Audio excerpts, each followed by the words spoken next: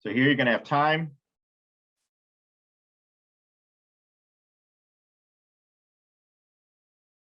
And here you're going to have your brightness.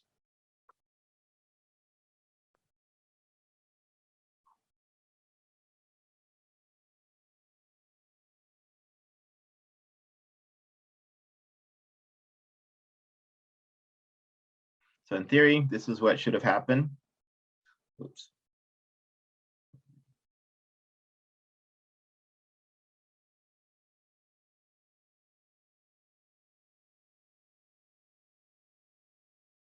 So you're going to have one curve that's going to look like this.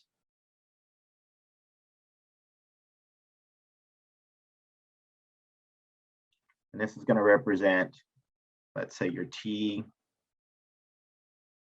Oops.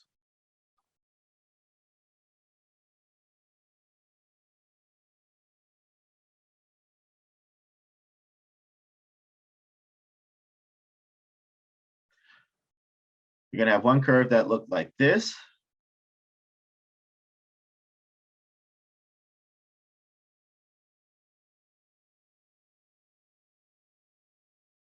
And that's going to represent your T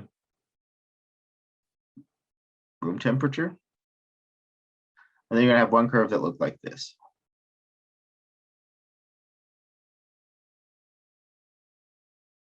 And you want all times, so the 3 different time slots on one chart? No, 3 different temperature slots on one chart. Okay.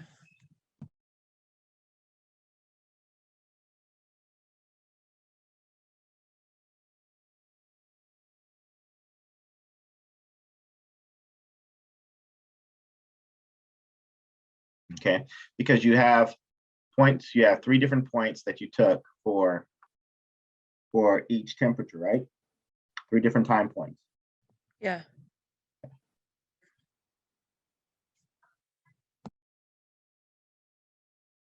Okay.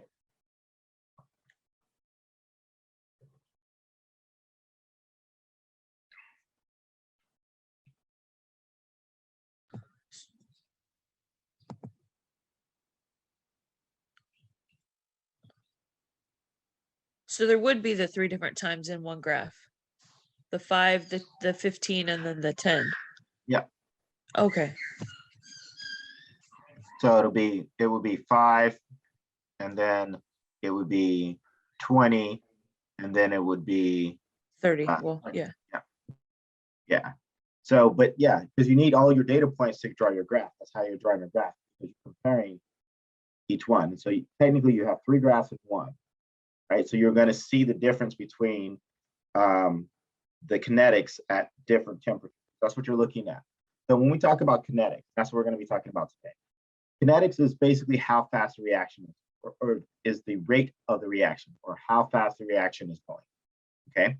And so what we know is, what you guys should know from this experiment is what happened when we put the glow stick at 80 degrees. What was the outcome?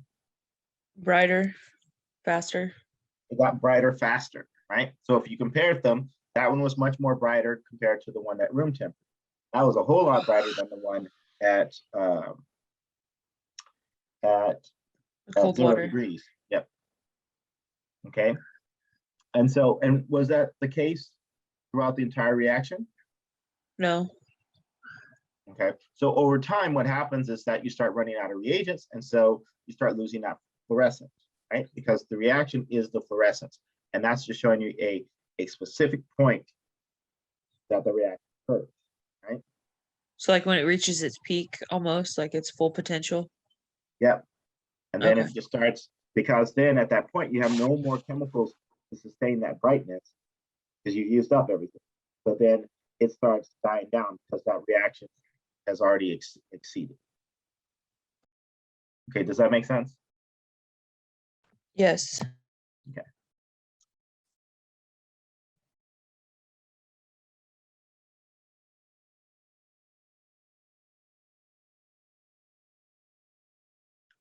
Let's see. Let me stop this. Pull up the exam. Not exam.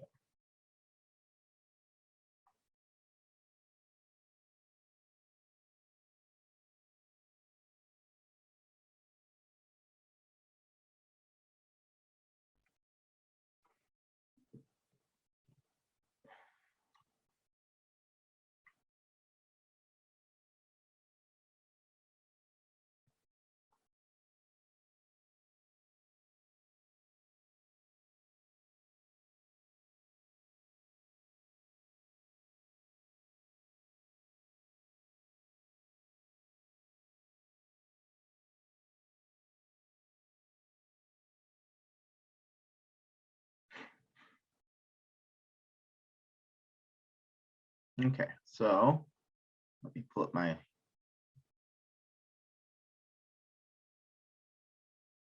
Okay, so we're going to be talking about kinetics.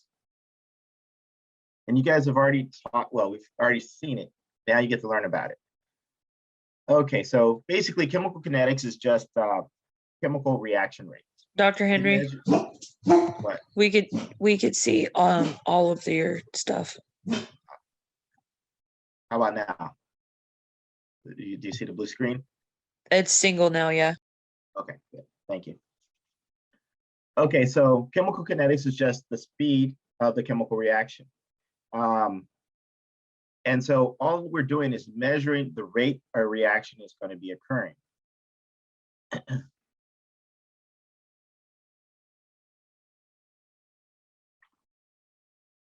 So prior, we would always just to kind of avoid all the complications, we just call it, okay, this is a fast reaction, or this is a slow reaction, okay? So we talk more qualitatively about the reaction. And so now we're gonna be focusing on the quantitative aspects of the reaction. And so if you're designing a plant or something like that, or you're making a product, you wanna know how fast you're gonna be able to get your product. And then you also wanna find out ways, because sometimes you have reactions within reactions. And if you do a reaction too fast, you may make one product and not the other. And so you want to be aware of this. And this is really important in terms of understanding kind of like those kinetics and then ultimately the dynamics of that chemical reaction. Okay. Are you with me so far?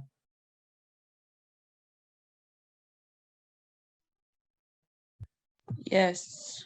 Okay.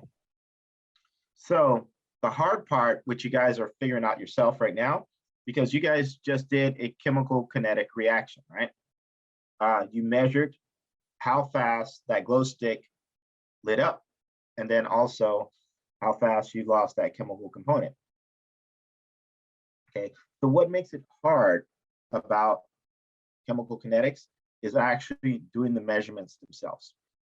So, I mean, for instance, what are you going to measure? What are going to be outcomes? So in this case, we're using brightness as means of determining how effective that reaction is going. We're making the assumption that all of the chemicals have the same amount of substance in it, right? And then, so in theory, they should run out exactly the same time. So, but we have to sit there and take those data points at different times. And then we also looked at how the temperature affect the rate of the reaction as well too. Okay, so let's talk about generically what we would use for measuring the kinetics of a chemical reaction. Okay, so we're often going to be using either pressure or concentration, and it's going to be a function of time. Okay, so we're looking at the change in concentration over the change in time. Okay.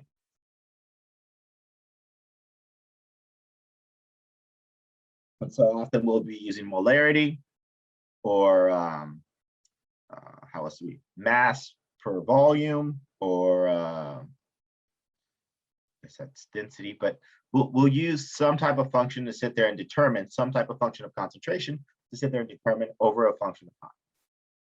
And I should have used little t here, or I would have used little t for time. Okay. And so it's going to be the concentration that we're starting out minus the concentration. The final concentration minus the concentration that we started out with. So C final and C initial.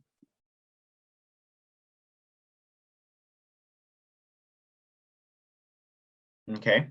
So if we have this chemical equation, we have ammonium hydroxide, and it's being broken down into ammonia and water. So the rate of the reaction could be defined as the minus representing the loss, because we're going into the direction of the ammonium hydroxide to ammonia and water. So it's the loss of ammonia as a function of time. Okay, so then that's why we'd have a negative value in front of it. Okay, so we would get that change from the beginning to the end. So as ammonia is being lost as the time that we've measured. Okay, now if we're talking about, we could also define it in terms of how much ammonia is being generated as a function of time. Okay, so that could be the concentration of ammonia, and or it could be the pressure, the change in pressure of ammonia. Okay, so when we're looking at this, when we're looking at chemical kinetics, these are going to be very important things to keep in consideration. We're not going to be looking at the formation of, let's say, a solid, right? Or if we're taking a solid, we're not going to take into account that solid. We're going to be taking into account the aqueous components and the gaseous components, because those things are measurable. But when we start working with solids, let's say we're looking at the breaking down of solids, that's going to be a function of how dense that solid is, how big that solid is, because you're only able to work on the surface of the solid. So you're not getting a good, accurate assessment. But if you take a look at the aqueous components or the gaseous components, you know, that's going to give us a better understanding. Does that make sense?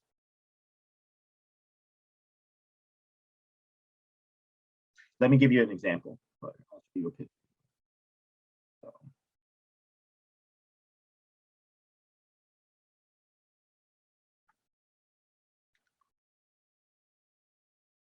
Okay, so let's say this is a block of metal.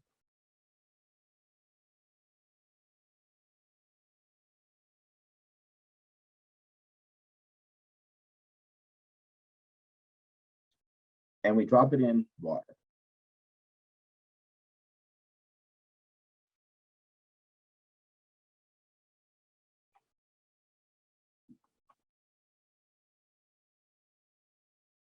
And let's use sodium. Okay, so as a result of that, we get sodium hydroxide. Oops.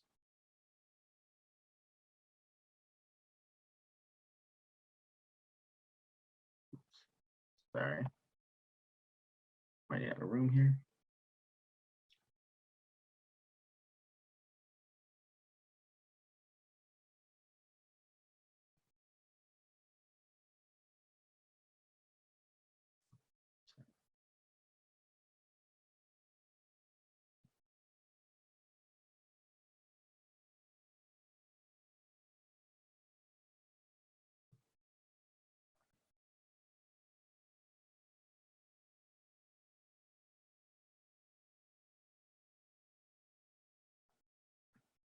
Okay.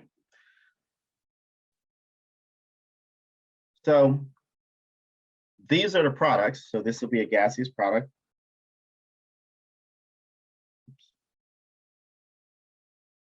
It's going to be an aqueous product.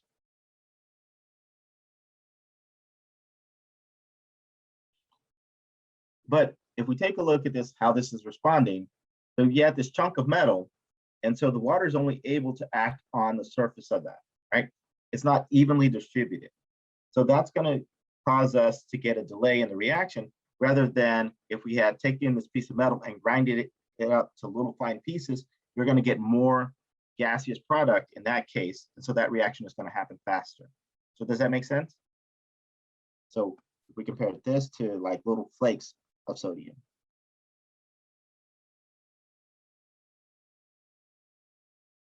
Because you have more surface area in the case of the little flakes of sodium than you'd have here in the chunks to react on, right? So that's going to limit your reaction.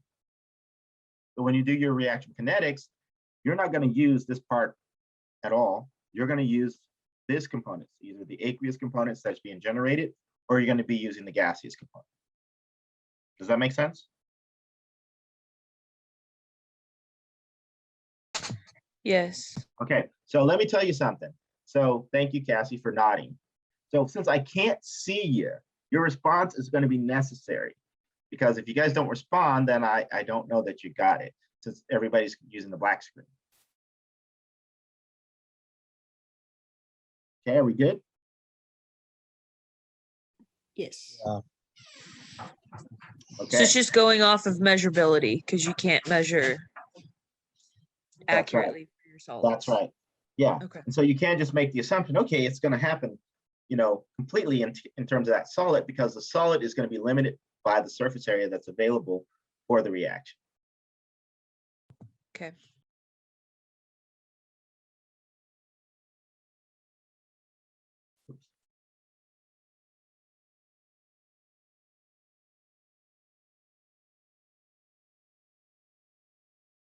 Okay. Okay, so we know that if we have a negative sign, that means that the stuff is being lost. If we have a positive sign, that means we're making that reaction, that component, okay? Okay, so calculate the rate of reaction of decomposition of carbonic acid.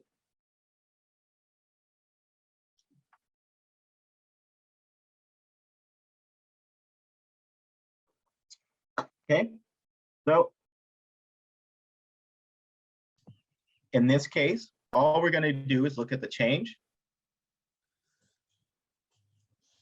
So would you take the molarity over the time? It's just the molarity of the time. So we take the difference in molarity over the the Okay. difference in time, right? The difference of and then okay.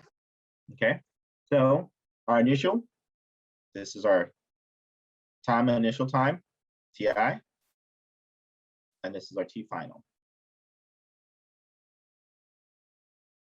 Okay, so at T 20 seconds,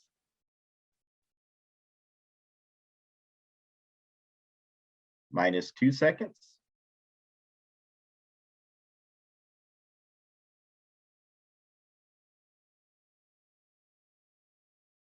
over 0. Oops.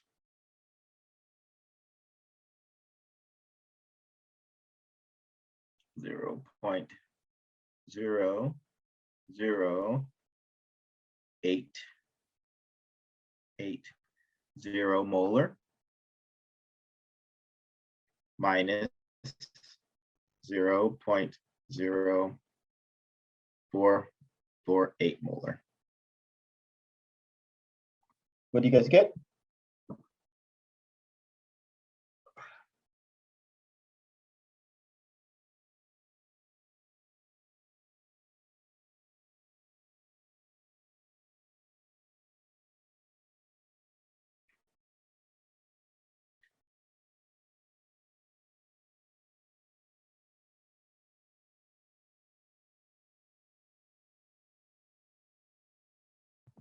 I got negative 0.002.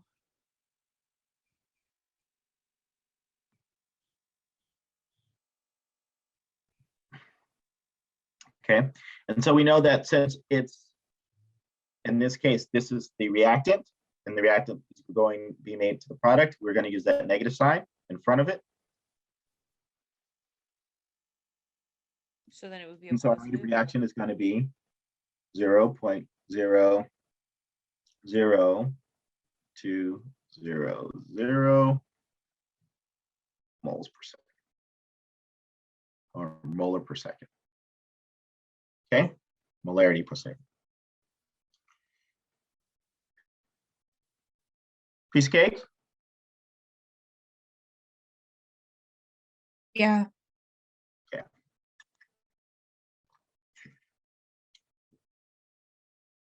Okay, so in this case, this guy was pretty easy, because if we look at the breakdown of the decomposition of carbonic acid, what you're going to end up with is just H2O and CO2.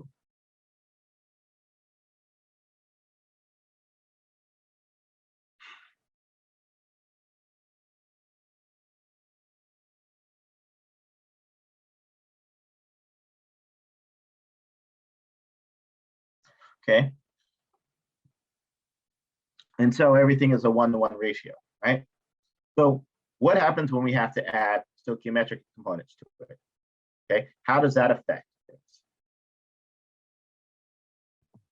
Would that, is it just the mole to mole ratio at that point? Because you'd still have to compare your That is correct. So Okay. in this case, we're going to have to take in consideration the mole to mole ratio. Good job. Okay.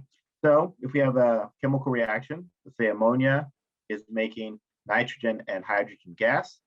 So in this case, the rate of ammonia breaking down has to be taken into consideration with the molarity of the nitrogen gas. So then I can say, rather than before, I can say they were all equal to each other. In this case, since there's a 2-to-1 ratio between ammonia and nitrogen, I have to take that in consideration, that molar ratio in consideration. Does that make sense? Yeah. Okay. So we would have to say 1/2 of, in this case, since 1/2 of the rate of ammonia is going to equal the rate of the nitrogen gas. Okay.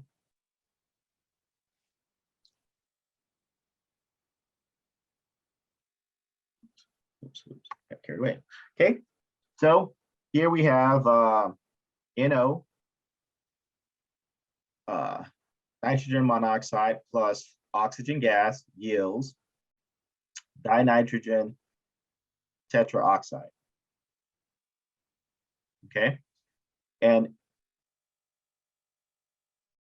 it says, given the rate of decrease of nitrogen monoxide is 1.60 times 10 to the minus 4 molarity per second.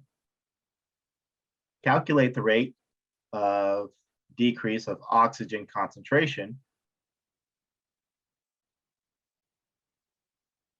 given the following equation.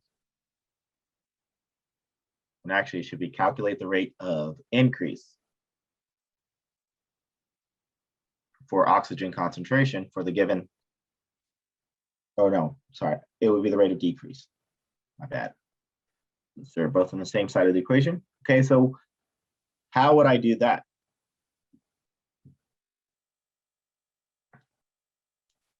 First thing I'm going to do is what?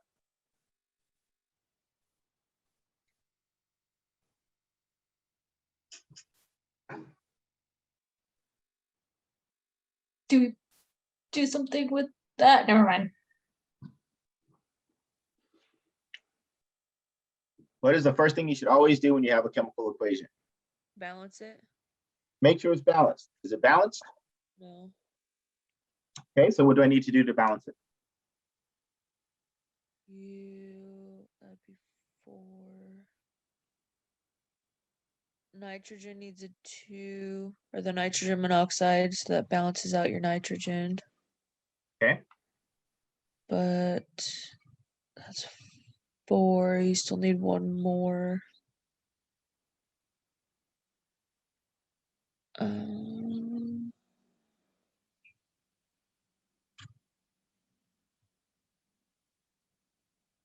The 2. No.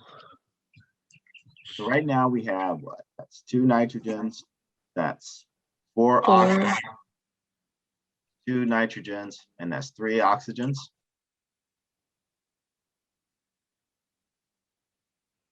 I hate these when they're not like simple math.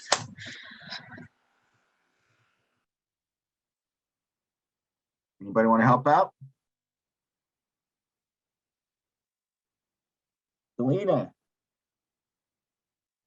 Yes. Okay, so what do I need to do to balance it? Like, do you do that? The one, Is it the division? yeah, the division. Okay. I can tell by So- his face it's wrong. No. You guys could be right. So if I do the division, then what would I put here? because right now I have 2 oxygens, Yeah. but I put 1 Two, half. Would that give me 3 oxygens?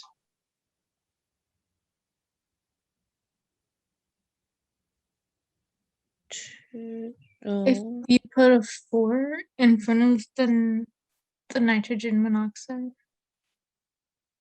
So I put a 4 in front of the nitrogen monoxide. and then a 2 in front of the N2O3. Okay.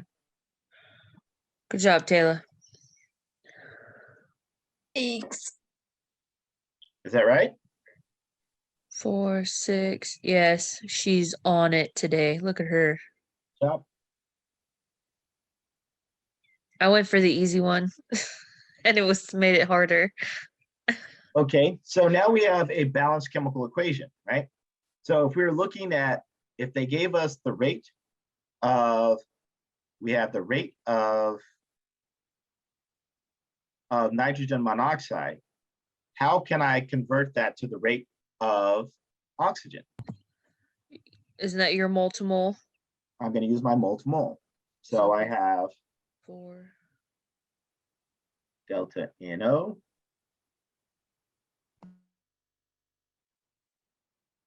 over delta T. We know that's going to be a minus. So what is the moldable ratio? 4 to 1. So for every 4 moles,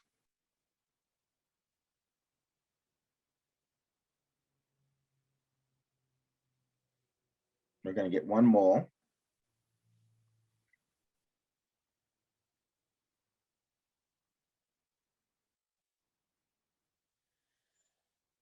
of O2.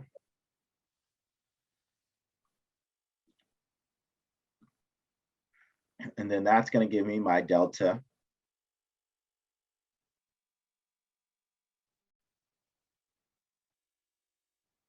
concentration.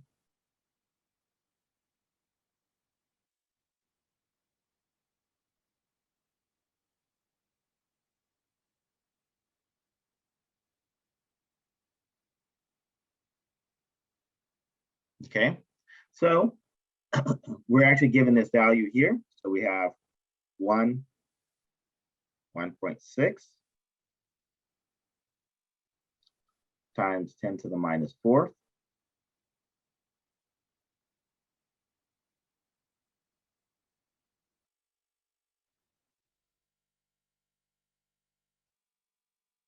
So 1 mole O2 to 4 moles of NO. The moles are going to cancel each other out, and we're going to be converting from NO to O2.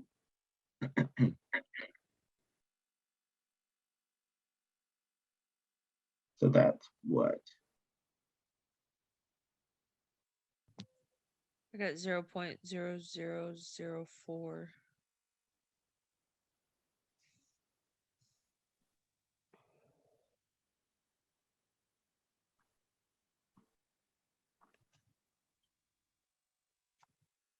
Okay. And Simple.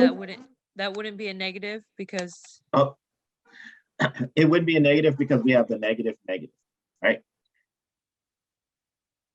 So this okay, this there guy it would is. be negative, right? So those negatives are going to cancel out. Okay, I see it now.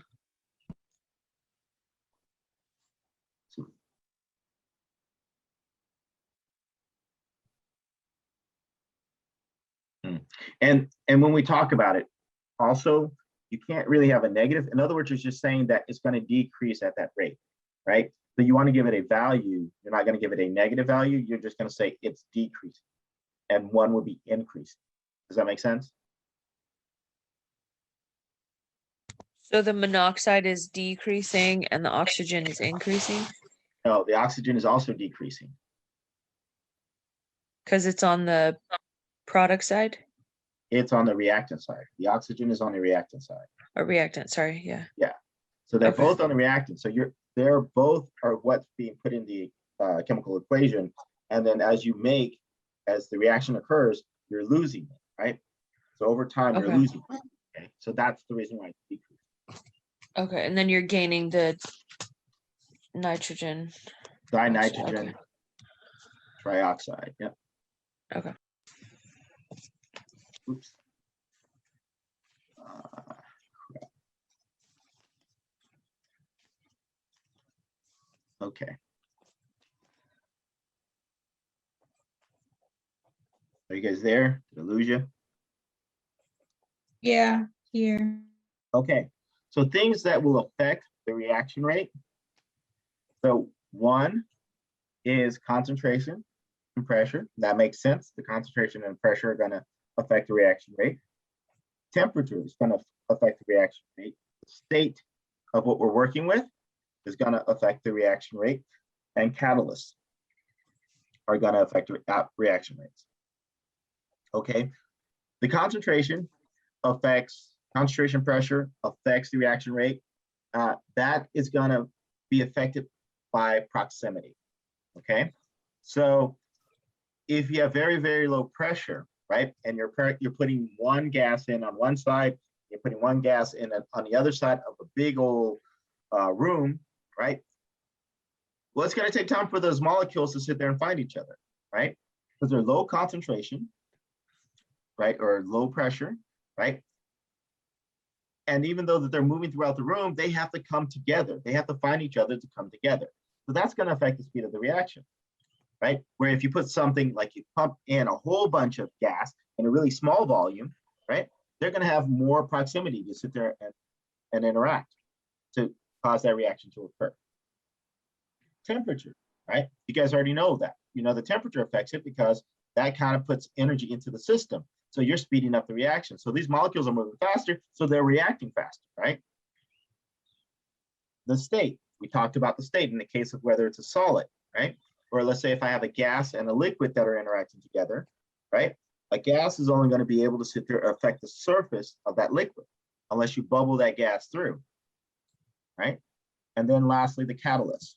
That's just basically something that kind of helps speeds up the reaction, okay? It basically optimizes the orientation for those chemicals to interact with each other, right? It grabs them and, hey, you're going to interact. Hey, you're going to interact. So that they're the perfect orientation so things can happen. Okay, does that make sense?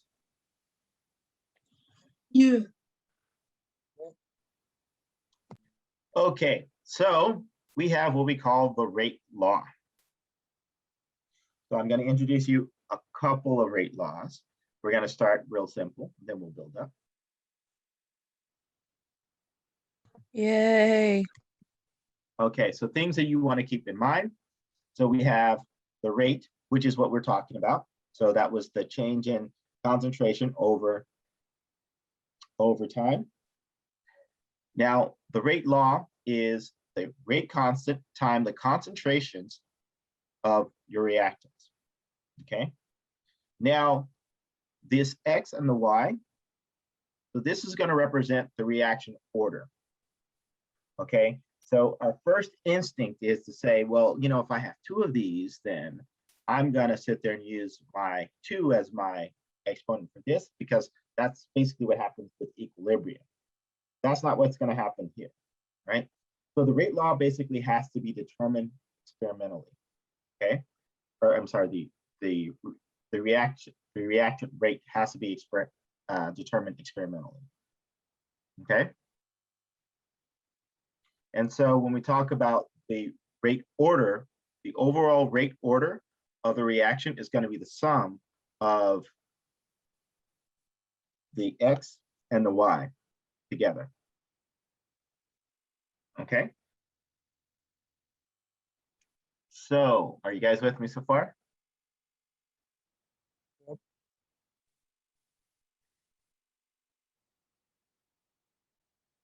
Okay, so rates are going to be determined experimentally. And they're going to be the value of the concentration per unit time. The rate constant for a specific reaction is going to be determined at a specific temperature. So that rate constant will change if temperature changes. Okay, so the rate constant doesn't change with time, but it changes with temperature.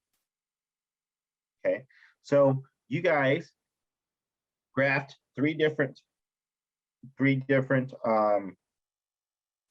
times, three different temperatures that you had your glow sticks at. So each of those are going to have a different rate constant.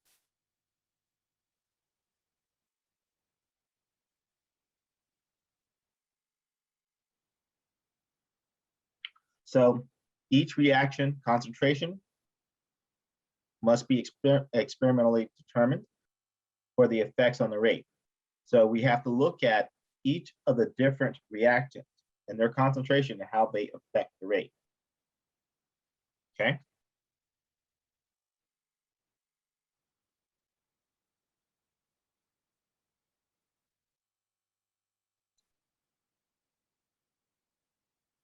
Okay, so your rate laws are going to be determined by measuring the initial concentration compared to the reaction rate. You should note that that initial concentration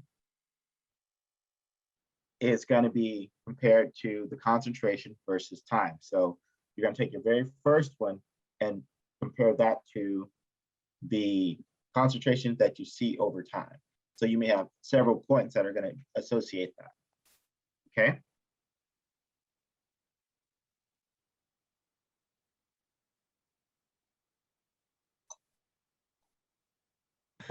So with our experiment, Dr. Henry, that we did, Yeah. is the concentration the brightness again? Yeah. So Because that's what we're measuring. Exactly. So initially Okay. you had no brightness, right? And Yeah. then so that would be your concentration at your very first time point. Initial. Then you have 5 minutes. Then you have 30 20 minutes, and then you have 30 minutes. Okay. Okay.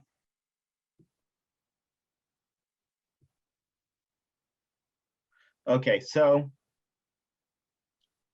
the chemical reactions that we're going to be talking about, because the level that we're at, they're going to be kind of limited to the types of reactions that we know. And that's also going to help us dictate the reaction order. Okay. And there are three common reaction orders. There is a zero, there's a first order, and there's a second order. So a zero order, a first order, and a second order. And we'll talk about those here and what that means. Okay.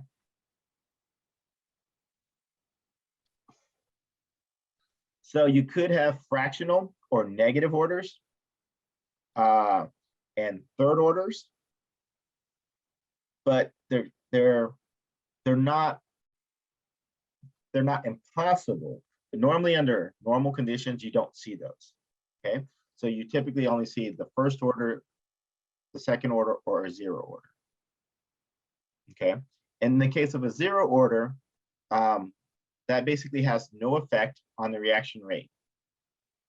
Okay, so that basically means that a zero order reactant has no effect on the reaction rate. So that reactant isn't going to affect the rate of the reaction. The reaction is just going to occur. Okay. Does that make sense?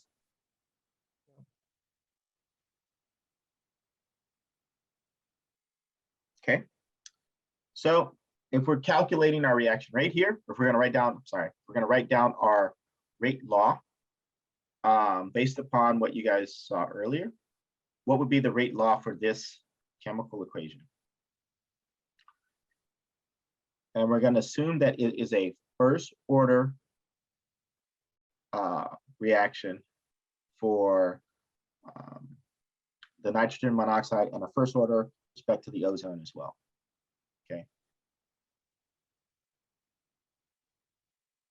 So in this case, what am I going to write? What is going to be the rate law? Rate is going to be equal to what? If they're first orders for both. First order basically means that x is going to equal 1 and the y is going to equal 1.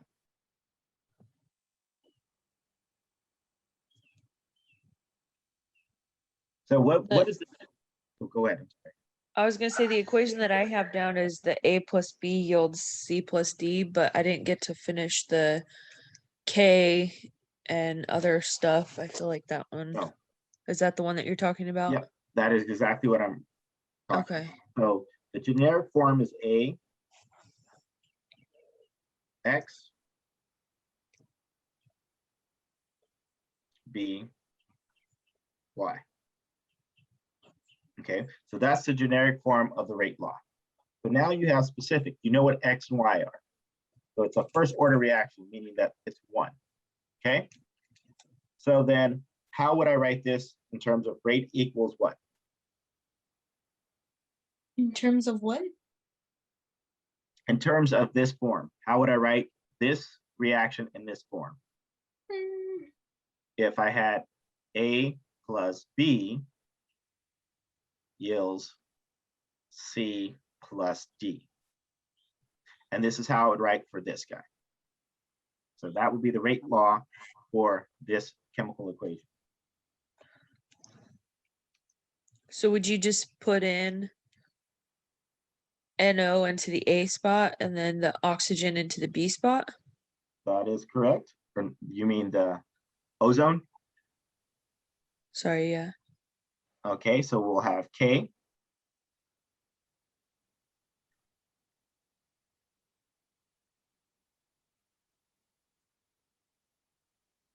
As there's 4. Oh no, so that doesn't matter.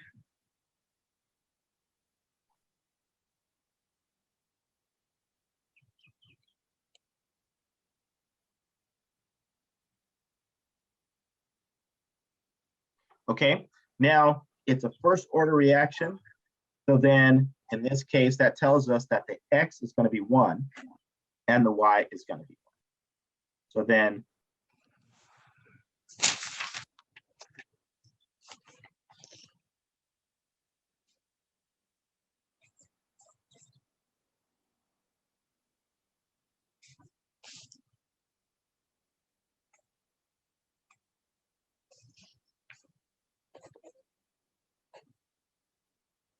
okay, and that's it. Okay. Okay. So if it's a second order reaction, then what would be your X? Let's say it was a second order reaction for nitrogen monoxide and a first order reaction for ozone. Would X be 2 and then Y 1? Yep, that's right. In that case, X would be 2 and then Y would be 1. Okay. And then if we talked about the reaction as a whole, we'll say the overall reaction is going to be a third order reaction because you have the 2 plus 1. Does that make sense? So this guy here overall is a second order reaction because you have 1 plus 1. So you do the total of orders as your Exactly. reaction base. For the whole reaction, it would For the be whole. the total of the, yeah. So does that make sense? Yeah.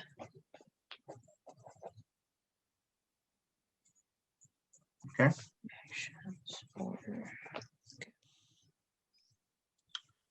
Okay, so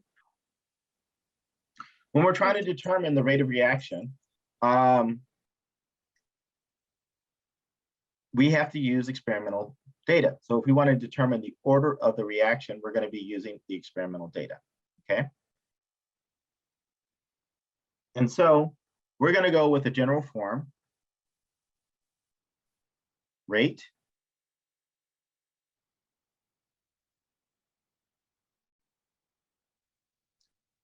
equals K A X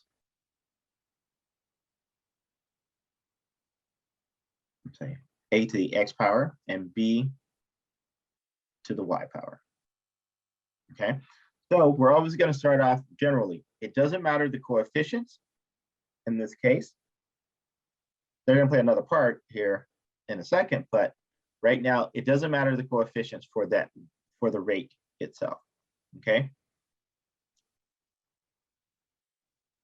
So in this case, or I should say in the case of the rate law, so we know that K is going to be a constant. Here we're going to try to solve for our X and our Y. These are our B's. These are going to be given. And these are all going to be at the same temperature, unless they tell us otherwise. Okay. So I can have my first rate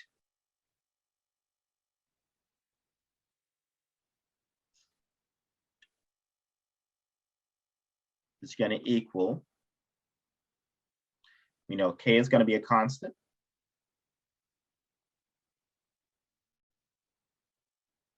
This is going to be my concentration at 1. X isn't going to change. And then this is my concentration of B at our first time point.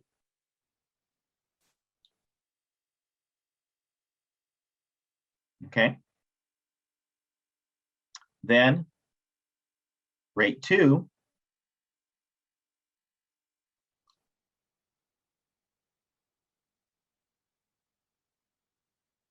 is going to equal, K isn't going to change.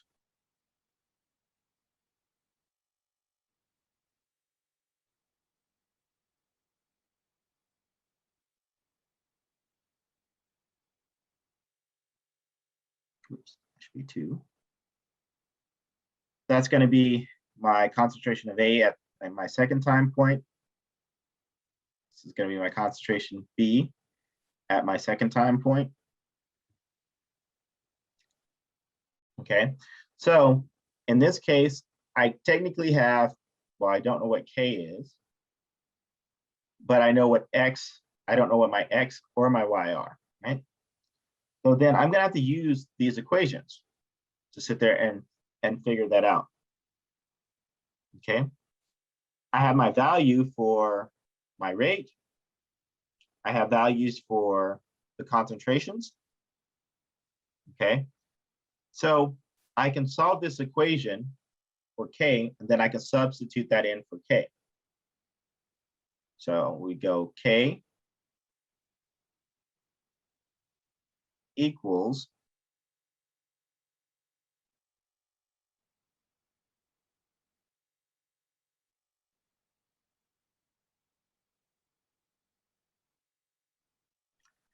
A2 to the X power. Oops, sorry.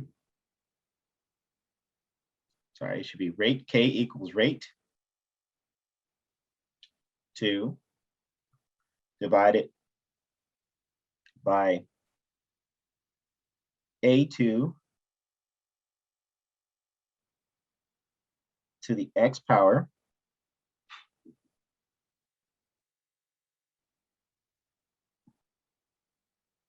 B2 to the Y power.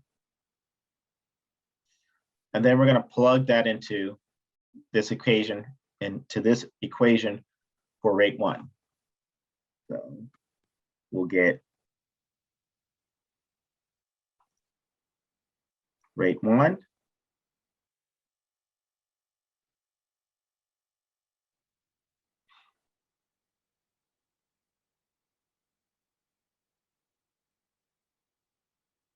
equals rate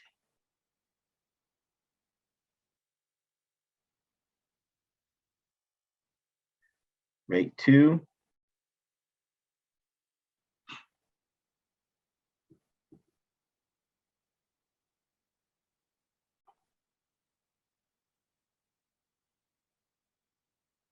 times A1 to the X power times B1 to the Y power divided by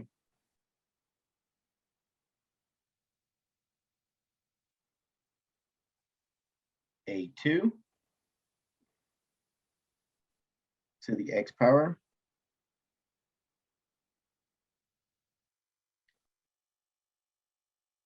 B2 to the Y power.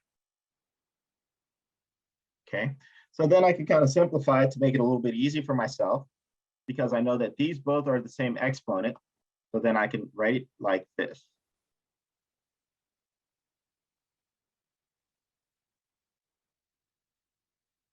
Rate 2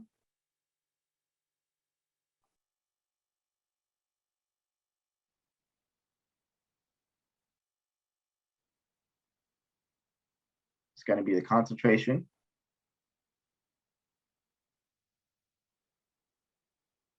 of A1 over the concentration of A2. Let's see that.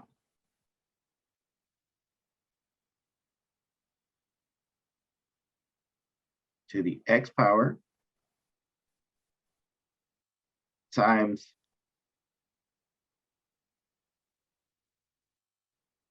B1 over B2 to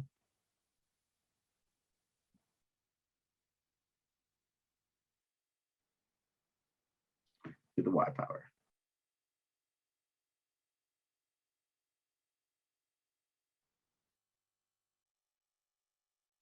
Okay. Okay.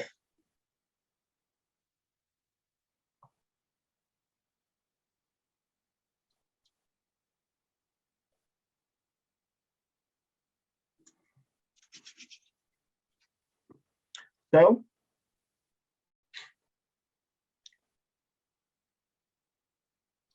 our goal is to solve for X and to solve for Y.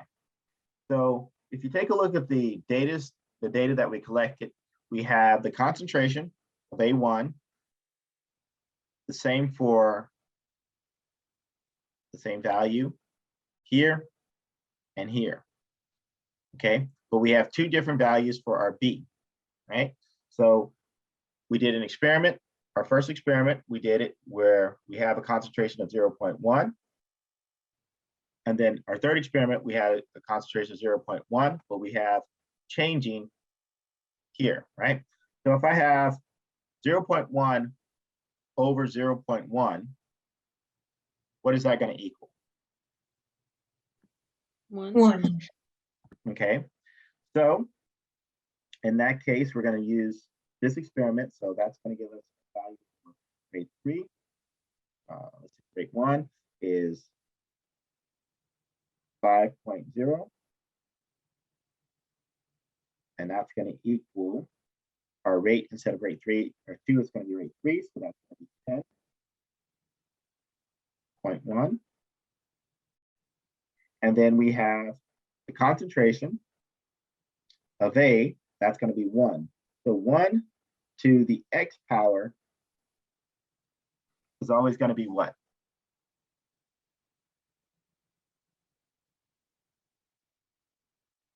One. Yeah. So regardless of what I multiply, it's going to be 1 times 1 times 1, or whether it's 0, it's going to be 1. So regardless it is, it's always going to be 1. So we can kind of neglect that part, right? So we're just going to ignore that one because it's 1. Okay. Does that make sense? Yeah. Okay. So regardless of what X is, 1 to whatever power is always going to be 1. Okay. So that means I can ignore that one, and then I'll get B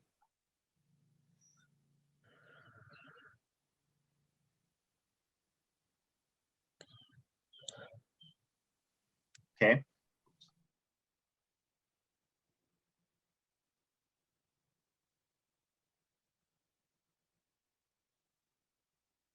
Okay, so in this case, we have B is going to be equal to what?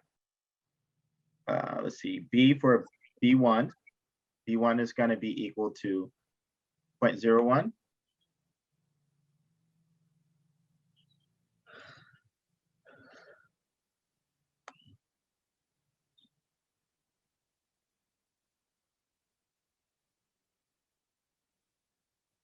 Dr. Henry, Yep. why are we using experiment 3 when you had said for It's just that term rate 2. It's just a generic term. It could be so you experiment 3. just It could be, pick one. well, you want to pick the one. So the key is that you want to pick the one that has same numbers, right? So for instance, here Okay. A has the exact same number, right? Okay. I Okay. get it So now. then because that gives you that value of 1 and 1 to the any power. So it could be 0, 1, 2, 3, 4. Right. It's Doesn't gonna matter be what one. it is, it's always going to be 1, right? Okay. Square root of 1 is what? 1, right? Okay, I thought you meant by like rate 2 that we had to use the second experiment. No, you don't have to use, Okay, it's so just kind of just generic. Yeah, so okay that's just for like a the generic. Yeah. okay. Okay. So in this case, we'll have 5 over 10 equals, we can ignore this, so we're just left with 0.100 over 0.200 to the y. So if we get a value, this is going to be 1 over 2, and this guy is going to be 1 over 2 to the y power. So then y must be what?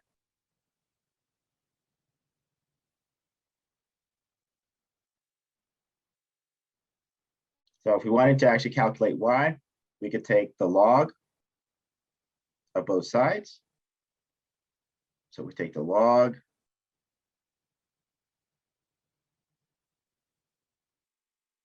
over 1/2 equals y log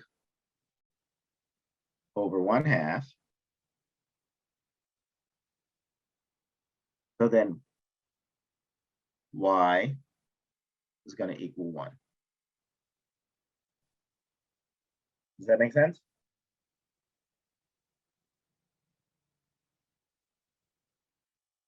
Selena, you have that look. Yeah, I got kind of lost because it was a lot.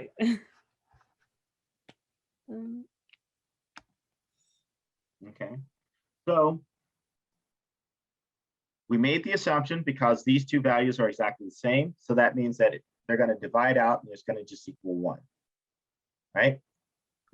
So then that allows me to sit there and get rid of that. So I don't have to worry about that particular one. So then I don't have to worry about the exponent of that one.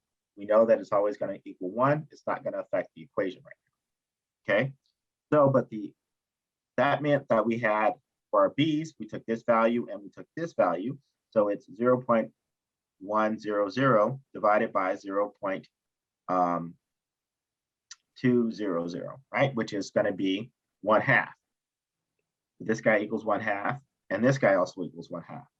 And then so we get 1/2 equals 1/2 y, right? So if we want to solve for y, we could just look at it. What is it that's going to allow this to be 1/2? We know that that would be 1. If y is 1, that's going to equal 1/2. Or we can go ahead and take the log of both sides. That's a half here. The log of both sides. So if we take the log of both sides, that's log of this and log of that. Well, that means we just got log over log. And so y is just going to equal 1. Right? Does that make sense?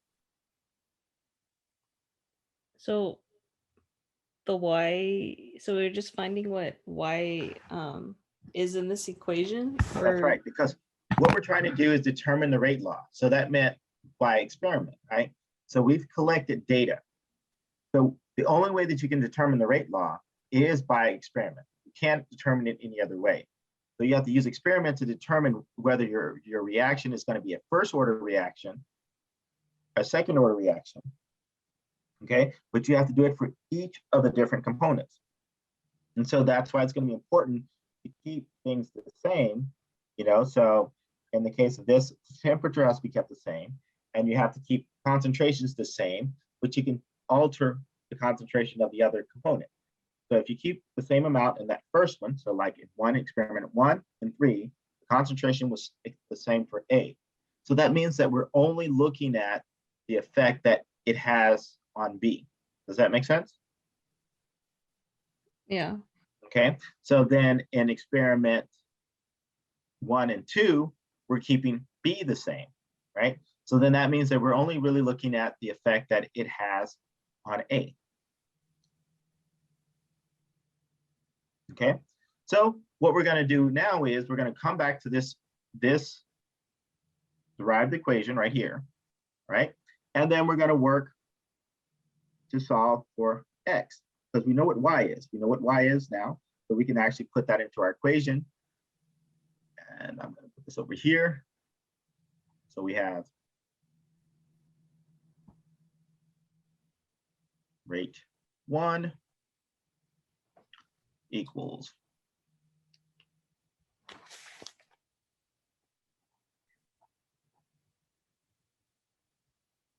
rate 2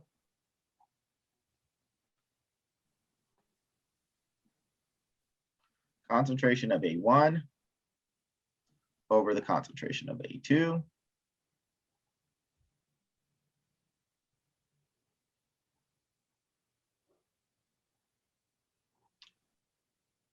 to the X power equals concentration of B1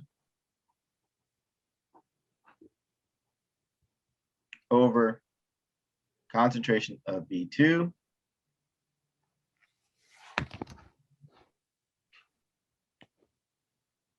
and we know that was to the, that's a first order reaction, so that's to the 1 power.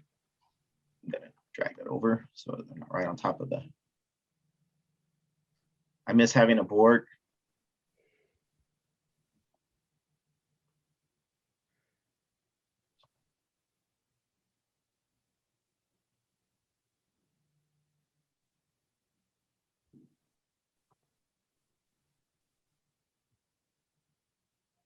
Okay. So now we're going to try to solve for X, right? We're going to use the same concept.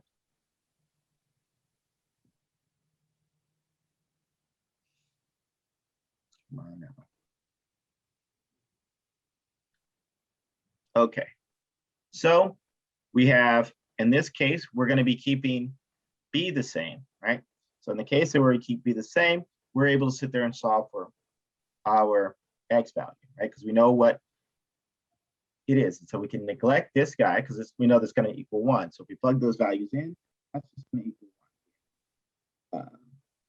0.100 over 0.100. Doesn't that equal 1? Yep. And we know that's to the first power.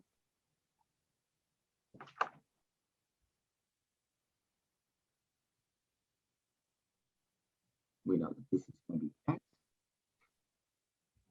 So we look at the values of here. We're looking at these two values. So this is going to be my A1, and this is going to be my A2. So I have 0.100 over 0.300.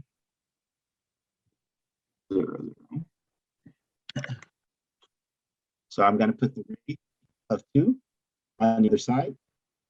So then I have for my, I'll have 5 for my rate 1, and then my rate 2 is going to be 45.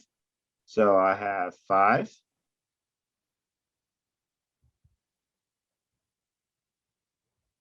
divided by 45.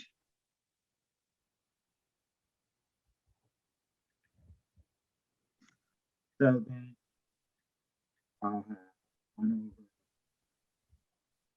is that 9? Equals 1 over 3.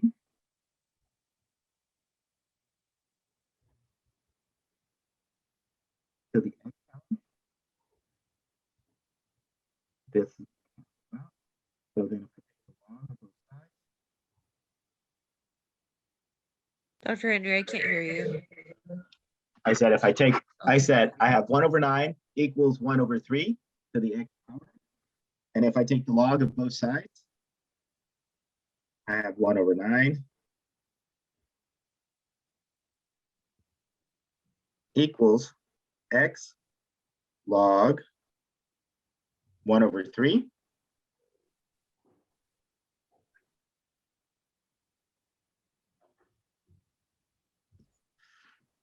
Okay, so I know that 3 squared is going to be equal to 9. Is that true? Yes. So if I have 1/3 squared, it's going to equal x log 1/3. Fix my x there.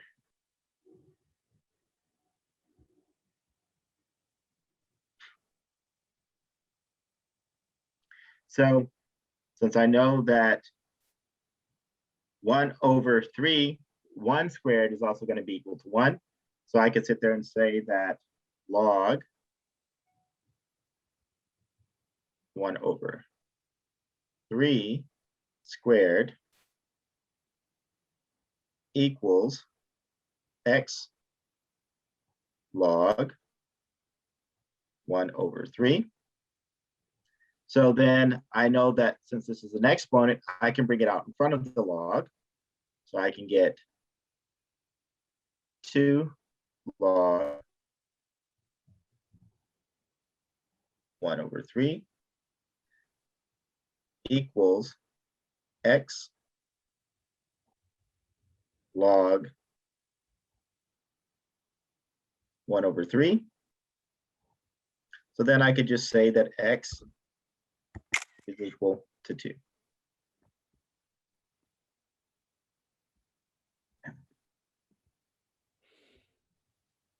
Okay, so if I go back to my original equation,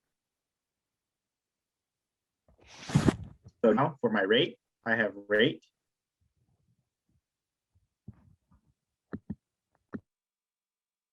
equals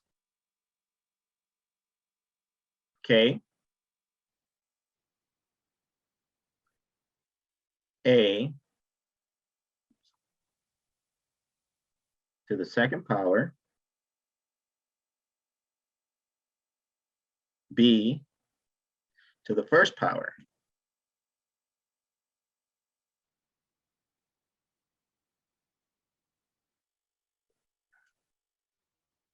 Okay, and so now all I have to do is solve for K, right? And if I remember correctly, I have it set up that I can solve for K right here. So I can use any of the values that I have and plug that in to solve for K. So in this case, we'll go, we can use rate 2 or rate 1 or whatever.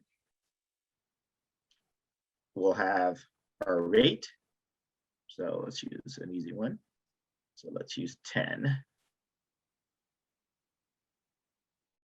So I'm using this guy right here. Or actually, yeah, let's use this guy right here. So we have 10 times 10 divided by 0.100 squared. Because we know that x is 2, and we know that y is 1.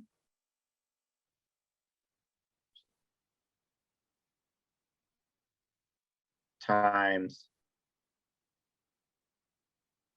0.20.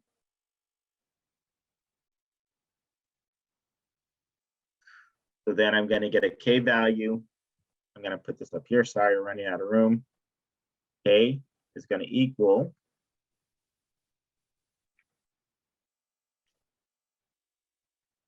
5.000 0 times 10 to the third.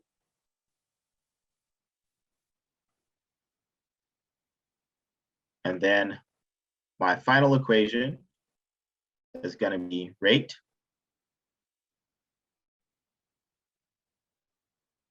equals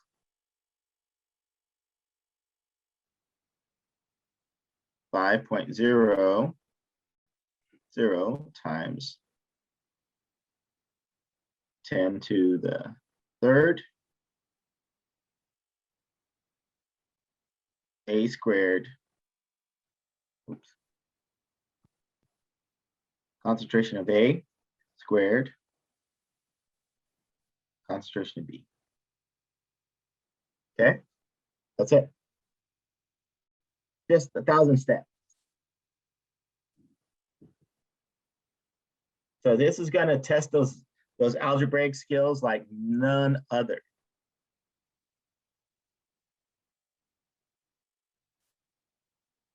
Okay, Selena, your face is saying everything.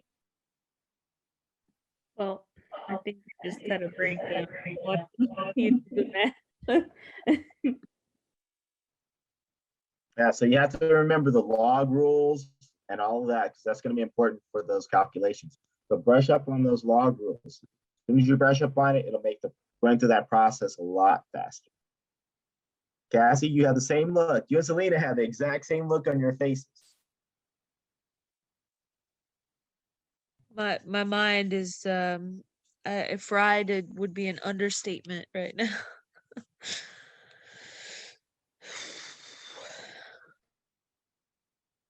Okay, so let's take another look.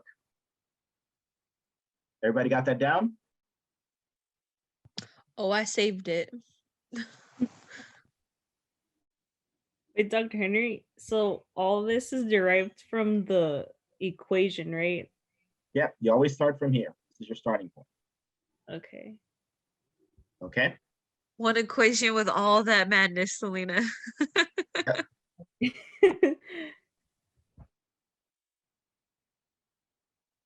Okay.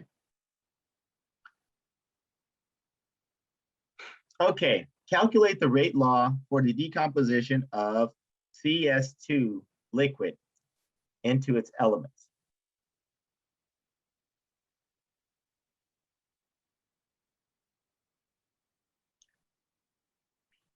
Okay. So first off, it says the chemical equation is going to be what?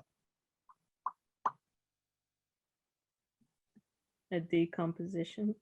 Yeah, It's going to be decomposition. CS2 yields C plus S.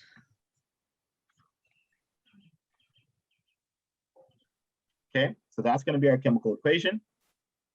So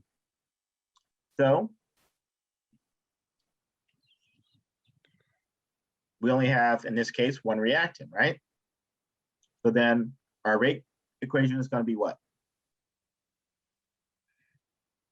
Rate is going to equal what? K. And would it just be A1 to X? Because you only have one. Okay, so in this case, it'll be we'll do specifically for this guy. So S2 Oh, okay. X. Okay, so that makes it really easy, right?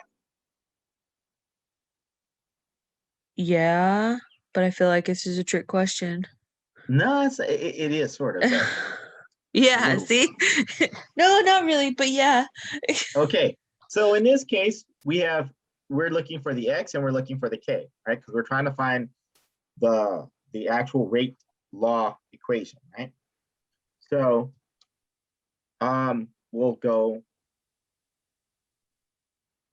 we can actually use that. If you guys wrote that down, we have rate 1 equals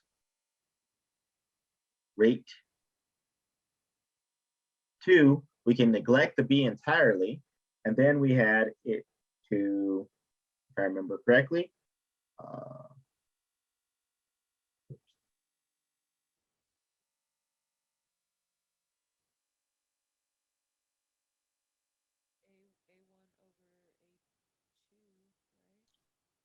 equals concentration and it would be CS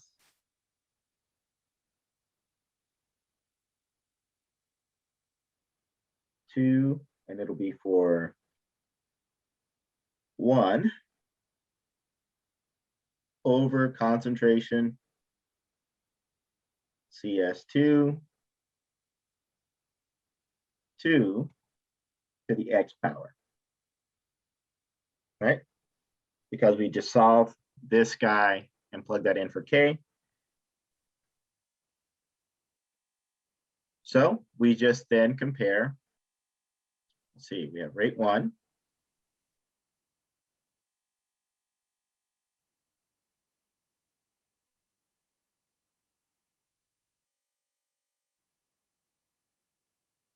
Over rate 2.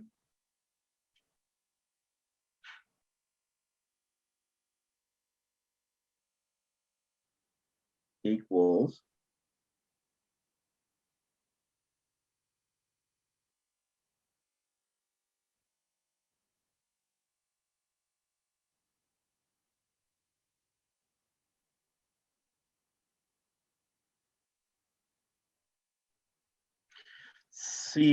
concentration of CS2 1 over concentration of CS2 2 to the X power.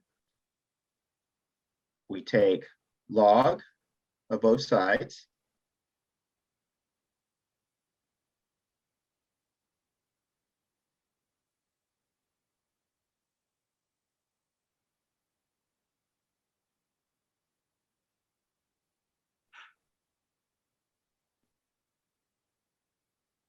So that would be X log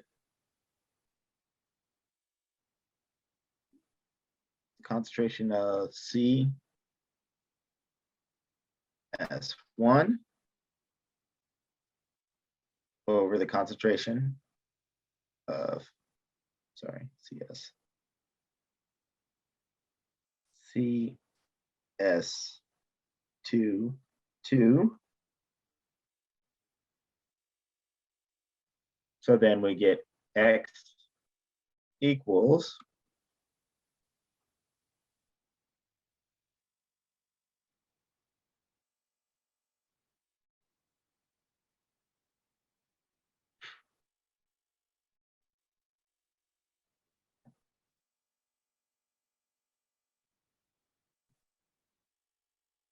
log of rate 1 over rate 2 divided by log of CS 2 1 over the concentration of CS2 2.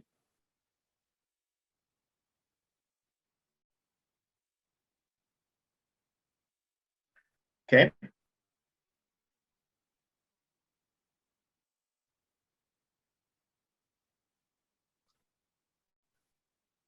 And then you can plug and chug.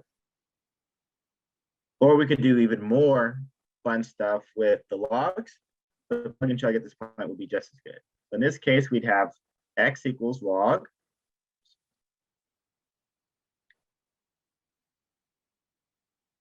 so rate 1 over rate 2.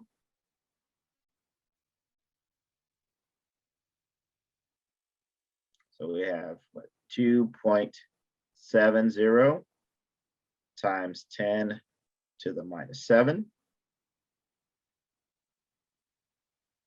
over 2.20 times 10 to the minus 7.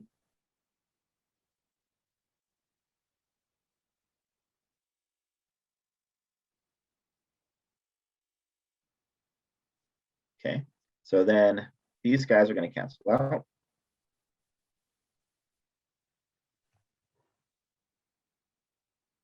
And that's going to be divided by log of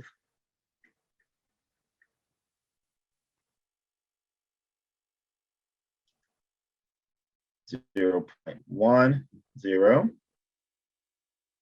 divided by 0.0800.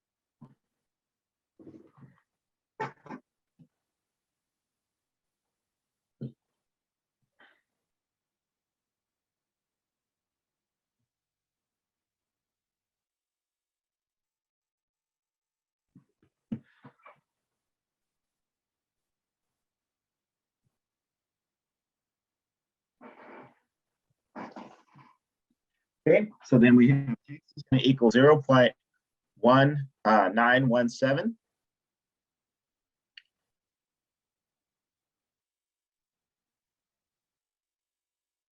Solve for k.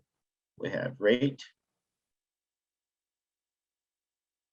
divided by concentration of CS 2 to the 0.917. So 9. Okay. So then we can use any of these rates to sit there and solve it. So we'll put in solve for k. So we'll get Are you able to switch colors? what was that? Yes, I'm able. Are you able to? Yes. Is this better? Yeah, just to separate. Okay.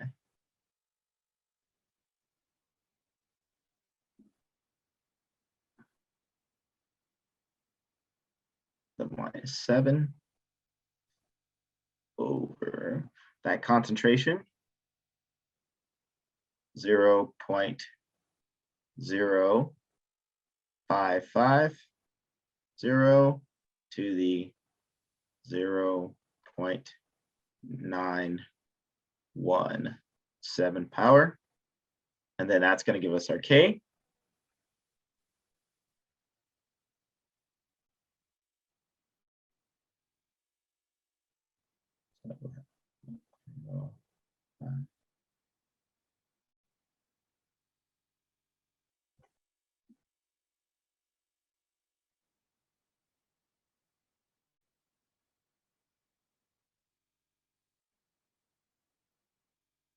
This is going to be 0.6, oops, sorry, 0.6, oops, 700 over 1.50 times 10 to the -7. So K is going to equal 0.6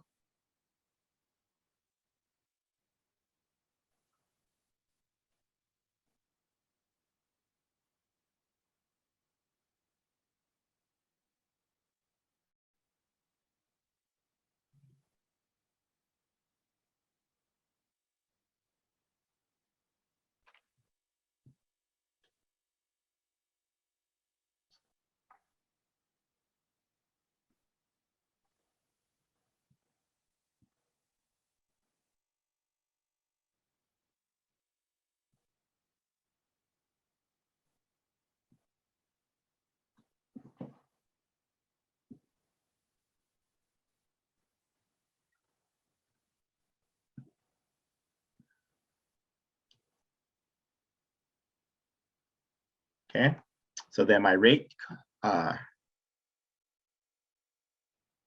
this guy is going to equal 2 point, somewhere.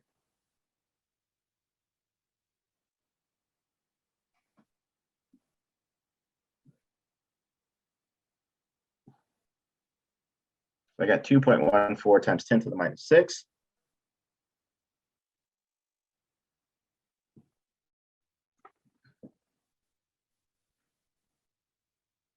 Times the concentration of CS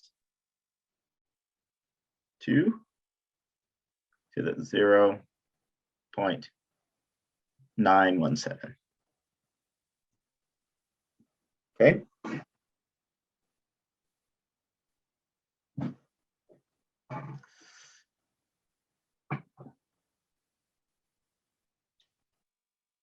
Okay, you have that look.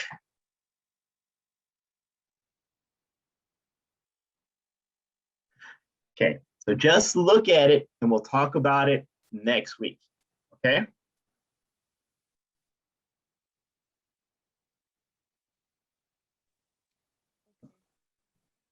Cassie, I didn't hear you. Selena? I'm gonna need to snap on this. So again, what I'm gonna strongly recommend, go to Lumen Learning. If you go to Lumen Learning, look up logarithmic, like logarithmic algebra. So you remember how to do that, because that's going to be very important. Okay. Okay. Okay. Okay. I can't hear you, Cassie.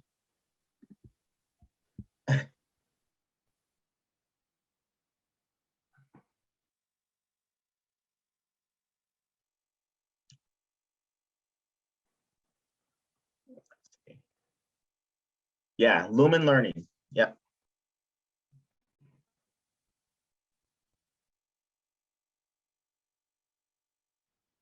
Okay. Okay. I will see you guys on Monday. Study, do well on your exam. Wait, Dr. Henry? Yep. Are we gonna have a lab today or no? There's not gonna be a lab today. I'm gonna give you a break. Okay. Is that okay? Yes, Oh, definitely. instead you're gonna have a simulation, so you don't have to come in. You can do it at any point. Oh, okay. Okay. Yeah. Okay, I'll talk to you guys later.